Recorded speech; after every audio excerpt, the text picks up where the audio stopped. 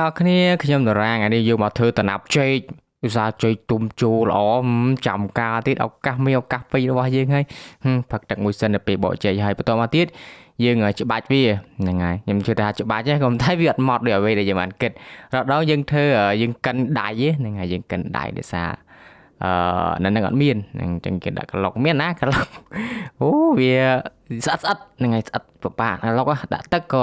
យូរដែរហ្នឹងអានេះបើយើងក្លុកយើងក្លុកម្ដងតិចម្ដងតិចអត់អីទេអានេះយើងចង់ក្លុកច្រើនពិបាកដែរអញ្ចឹងមានណាក្លុកកោរៀងយូរដែរនិយាយទៅតែក៏នៅមិនទាន់ម៉ត់ដែរហ្នឹងបើលើក្រោយប្រាទូចយកមកក្លុកហ្នឹងប្រាទូចក្លុករៀងល្អជាអាធំបាទហើយបន្តមកទៀតយើងដាក់តុកដាក់អីទៅដៃតុកយើងតែប្រឡាំងនេះតែលៀងហើយយើងប្រឡាក់កាមុននោះដាក់ហាចេជហ្នឹងតែលៀងហើយដាក់ត្រាំទឹកត្រាំអីឲ្យស្អាតទៅយើងហាផ្ទាល់នេះដល់វាស្ងួតជាងនឹងដាក់ស្លឹកចេកញ៉ៃពិបាកតែក៏យើង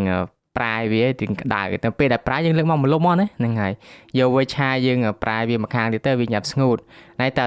តថ្ងៃតែប៉ុណ្្នឹងនេះអរគ្នាពីខ្ញុំតារាសូមអរគុណនិងសូមជម្រាបលាជួបគ្នានៅថ្ងៃ